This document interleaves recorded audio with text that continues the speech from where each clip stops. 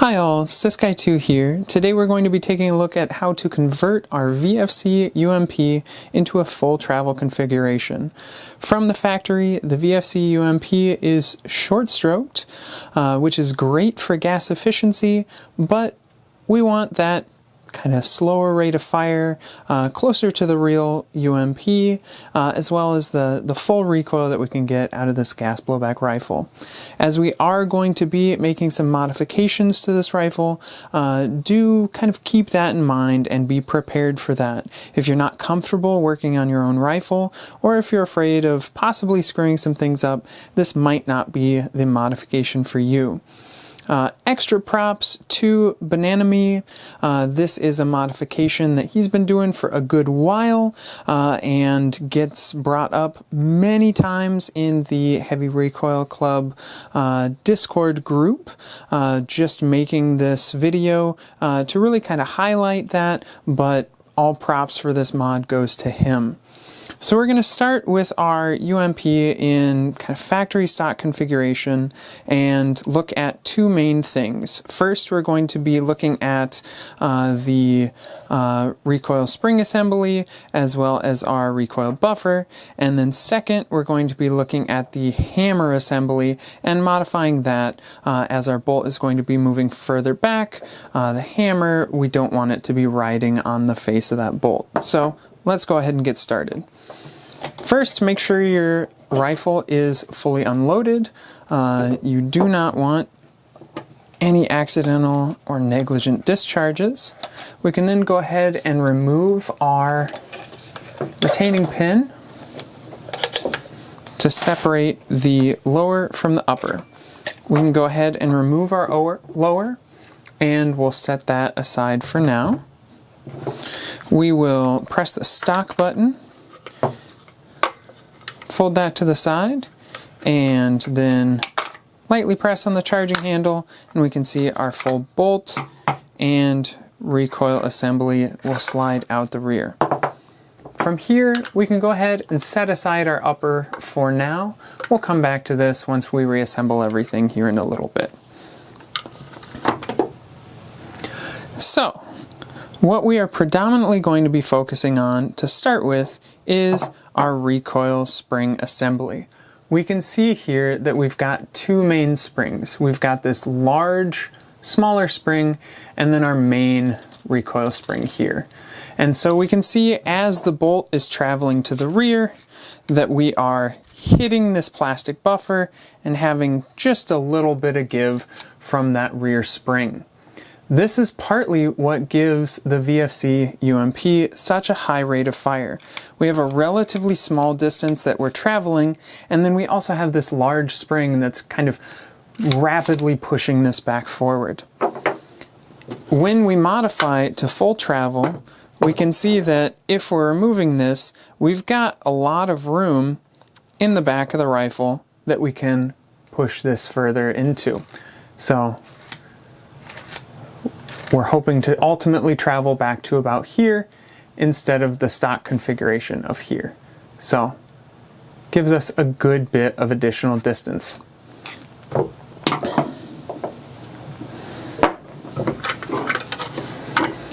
The first main change is going to be to our recoil spring assembly here. So, how to disassemble this to get this short stroke buffer off. If you pull back on the spring, we can see there is a small hole right here. That hole will allow us to pin this and remove the slotted top screw. Some things to note with this: make sure to use a screwdriver up here that is the correct size. If you're using something that's way too small, this one is actually like bordering on too small. When I first did this, I made sure to get something that was nice and big. I used actually a screwdriver more made for work on tractors. You really want something that is going to fully bite on that, because otherwise you're going to strip the bolt right up here. Second, we are going to, I just use a punch. You could use a piece of wire, anything along that line. We just want something to lightly go into that hole and hold that hold that recoil spring back. So the way we did that, we just pulled back and we slipped that in that notch, and then we can let go. And then we are going to just go ahead and clamp our recoil spring assembly. And when I first did this, I did this in a vise. You can handily do this with a pair of pliers.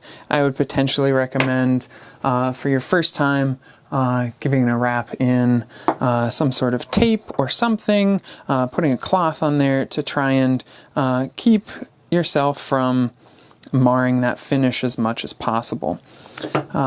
This one is already broken loose, but they can be pretty tight from the factory. So we will just go ahead and unscrew that.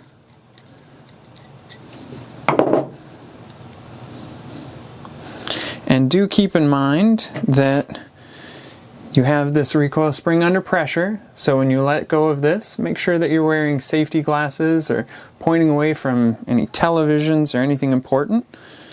And we can pull back on that spring, work out our pin, and then slowly release that pressure. This is also the step that you will take if VFC UMPs come with a winter spring. That's a lighter weight spring here. If you want to change that out, this is the process for doing that. At this point, we can go ahead and slide this assembly off and set it aside. We don't need that now. I would recommend keeping it on hand if you play in a colder weather climate. It's a nice thing to change back to in the winter.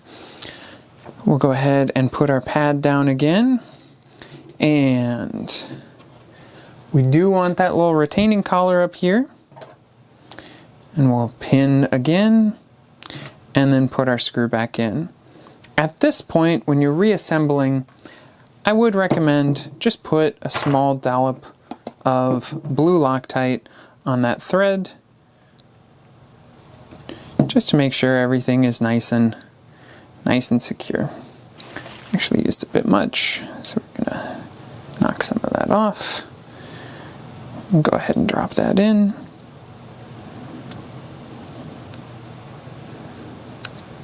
So thus far, the tools that we'll need are a screwdriver, a pair of pliers, some blue Loctite, and a pin or some sort of, you could even use thread in a pinch for this, but something to keep the, have to be some pretty heavy thread, but something to keep that recoil spring from captive while you're doing this. We'll go ahead and clamp this again so we can put just that final little bit of pressure on here.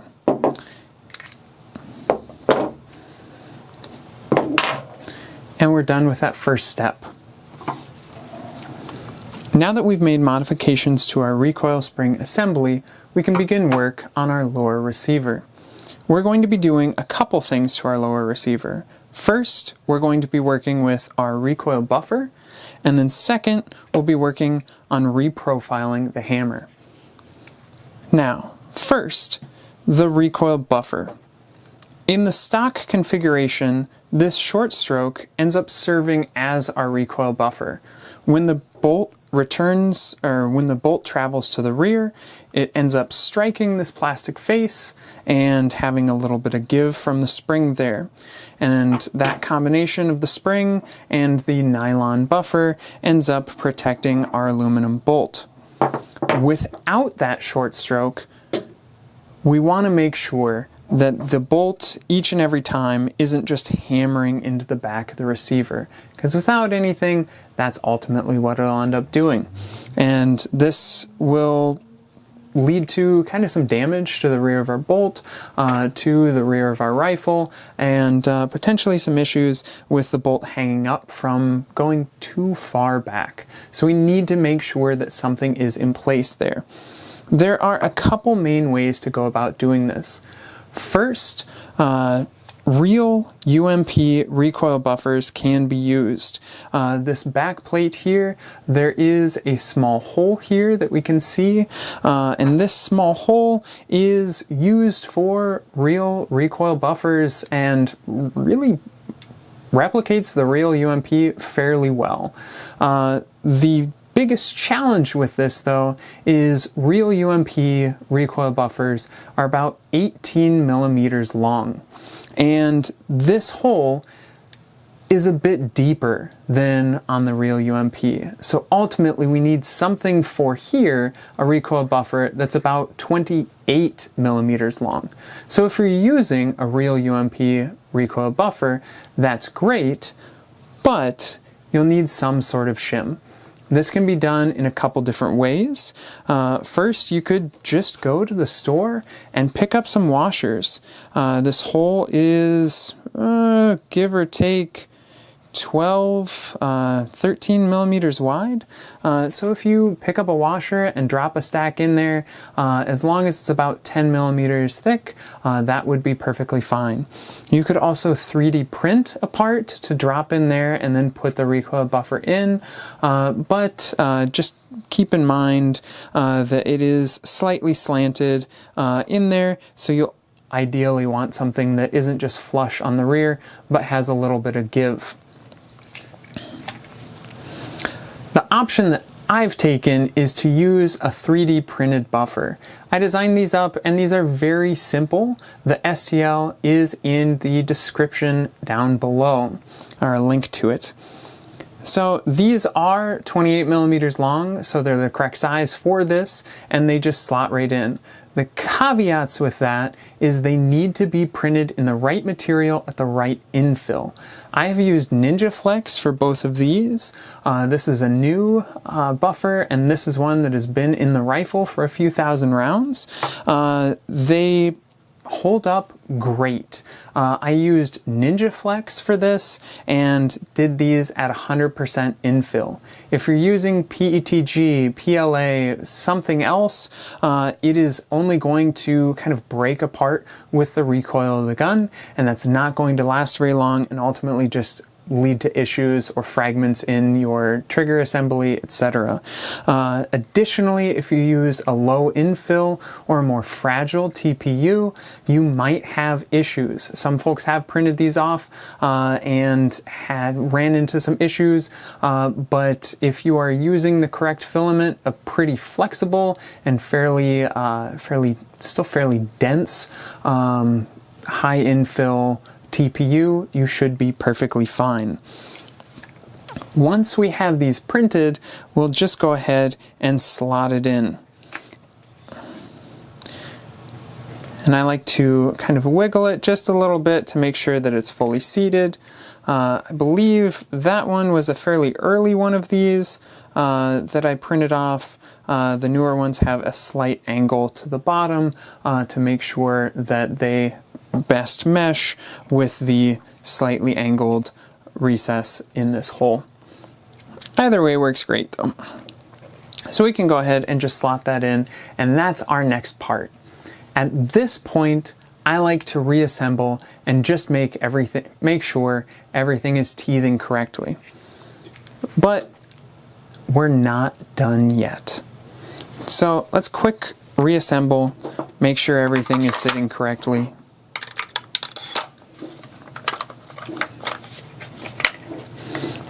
Our bolt is locked to the rear, which is why we're running into issues there. And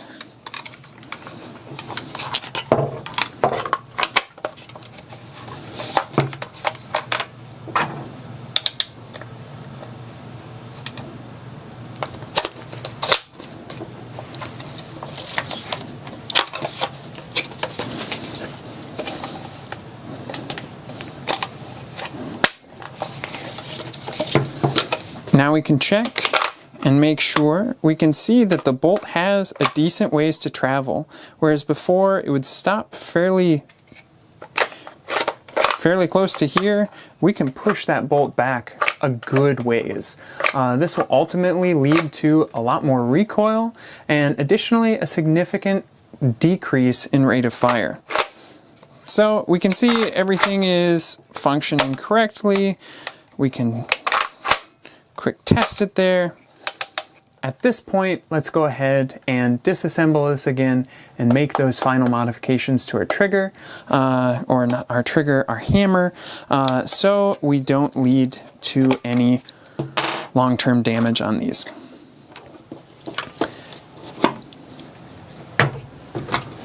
So, we are again going to work on our lower receiver, and this time we're going to be working on our hammer. Now, this lower receiver, this hammer has already been reprofiled, but we've got a factory hammer here that hasn't been reprofiled, and we can take a look at the difference. Ultimately, what we're doing is just trimming these little nubs up here to be pretty close in alignment with the top of that roller. Now, why are we doing this? With the full travel, the bolt is traveling further back, and it is traveling back far enough that the front face of this bolt carrier is traveling further back than the hammer. Whereas with the short stroke, the hammer stops roughly right about here, kind of straight in the middle of that bolt carrier. So those top nubs don't have anywhere to hang up in the stock short stroked configuration. With the full travel configuration, the bolt is traveling all the way back to this recoil buffer, and we can see there that the hammer is ending up right around the front of our bolt carrier, pretty well in line with our nozzle. What we want to make sure is that the hammer and the bolt carrier don't start eating away at each other. And in worst case, we want to make sure that that hammer isn't damaging our nozzle either.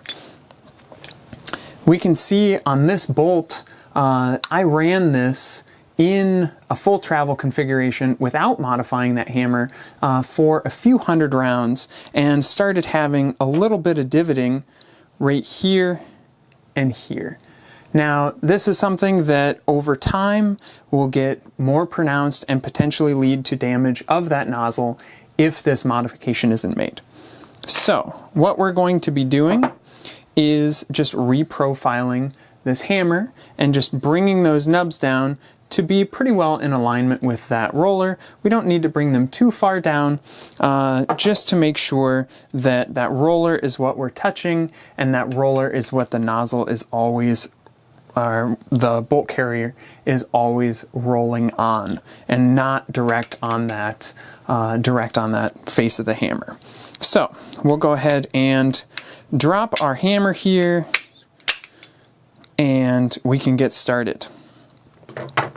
What I like to do when working on this is go ahead and stick your lower receiver in a plastic bag. And we're going to find where our hammer is there, punch a very small hole in that plastic bag, and just snake our hammer out through there. This helps make sure that we're not getting gunk or metal debris down further into our lower receiver. And we'll go ahead and just tape that up as well to make sure that we're being nice and deliberate with this. When I did my modification, I was nice and thorough on this, put a bunch of tape around this. I'm just going to put a couple pieces for demonstration, but this is one, definitely use a bit of tape. Take your time taping this off. It'll be a lot quicker. Afterwards, cleaning up, because if you don't, you're going to end up with metal shavings all throughout.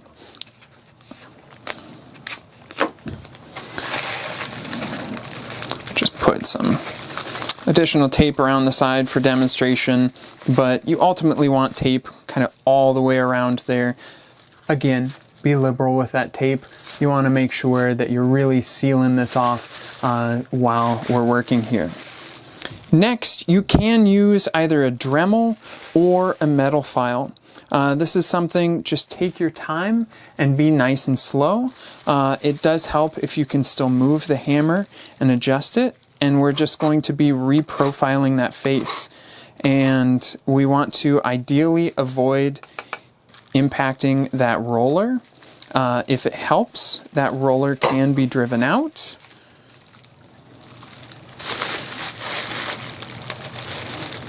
I'm not going to go ahead and do that, but you can drive that roller out as you see fit. It's a pin through there that you can knock out, but we will just go ahead and reprofile that. You can additionally take out this back plate if that makes it a little bit easier, but we are just going to kind of push forward and gradually reprofile that. As I said before, we're looking to bring this pretty well flush with the roller face. We don't really want it sticking up above much at all. At this point, you can use a hand file, or you can use a Dremel. If you don't have a Dremel, it's just going to take a while longer. So don't get in a hurry with this. If you do, you're just going to run a risk of damaging things and then having to buy more parts. So that's never fun. Put on a show that you like, or a podcast or something like that, and take your sweet time with this. This is frankly a little bit big of a file here, but it can be done with something like this as well. I used a needle file when I did this before, but I had this larger guy on hand for the video. You want to take off a decent bit of material and then just make sure that things are nicely smoothed out and rounded, and we've got a nice kind of friendly face. We've got a little bit there still. Perfect. So we've somewhat accelerated our process here because this has already been modified, but we can see that we just take out those nubs. We can see this modified one. There's really not a huge change there. Just brought down a little bit, kind of smoothed out, and got rid of that pretty sharp edge here. So again, smooth here, friendly with the roller, pretty sharp edge sticking up above the roller. We just want to take that down a bit. At this point, we can clean things off, remove our tape and our plastic bag,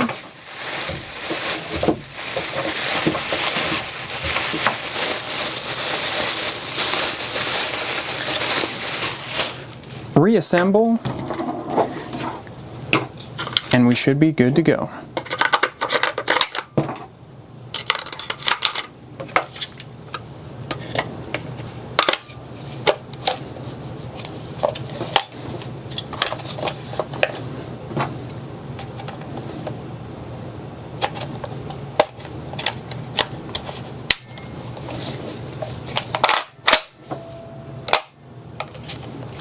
And we're all set. Thanks for joining. If you have any questions on this, please let us know over at the Heavy Recoil Club, HRC Discord.